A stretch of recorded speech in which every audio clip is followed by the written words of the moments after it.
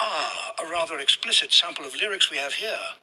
Let us break down the crude verbiage into more gentlemanly terms and explore the themes at hand. Slob on my knob like corn on the cob, check in with me, and do your job, lay on the bed and give me head, don't have to ask, don't have to beg, my goodness. The rather crude language they use these days. Here we have a man explicitly demanding oral sex, likening it to eating corn on the cob. A rather indelicate analogy, if you ask me.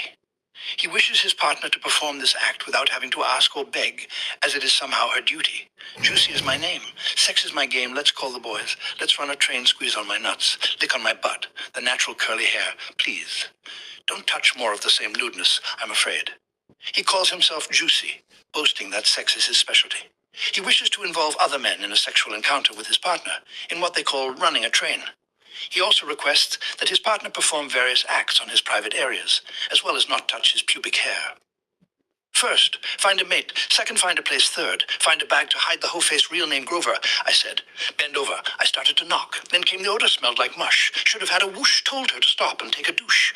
A rather disturbing passage here, depicting sexual conquest and degradation. He instructs his partner to first find a mate, himself, then a place to have sex. The third part suggests hiding her face during the act, implying shame or regret. He then demands she bend over, only to find her unclean, with an unpleasant odor. He tells her to stop and clean herself with a douche.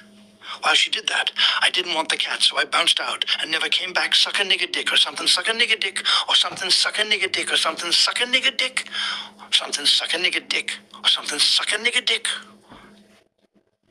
something suck a nigga dick, or something. More of the same tired old routine, it seems. He leaves his partner mid-act to avoid sexual contact. The repetitive chorus merely emphasizes his crude demand for oral sex yet again. My nigga D-Magic said he had to have it, I said. Just forget it. It's too crabby. No, a little freak in Hollywood sucks on dick. Does it real good. She'll give you money. Fill up your tummy house full of kids, parents all spongy. He discusses a friend who is interested in the same woman, but he dismisses her as crabby. He then brags about knowing another woman in Hollywood who performs oral sex well and will give money or food to men. She apparently lives with her children while her parents are substance abusers. Once had her down, backyard ground hit it from the back, enjoyed the sound name undercover. Always used a rubber till I got caught fucking with her mother. He recounts a sexual encounter with this woman in her backyard, having intercourse from behind. He used a condom, but was caught having sex with her mother at some point. She blamed it on me. We fought in the street. She pulled out a knife. So I had to flee, called up the boys. Went to her house, trashed the whole place. Threw the bitch out, police busted in, where the niggas at. We left just in time and never came back. This woman becomes angry and confronts him in public, even pulling a knife. He then returns to her house with friends and trashes it, throwing her out. The police become involved, but he and his group flee before being caught.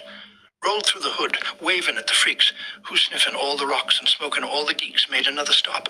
Police station, saw a few cops. Drove by and sprayed on license tag number.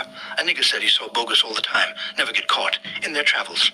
They come across women using drugs and encounter police officers at a station. They drive by and spray them with something, then boast about avoiding the law through fake license plates.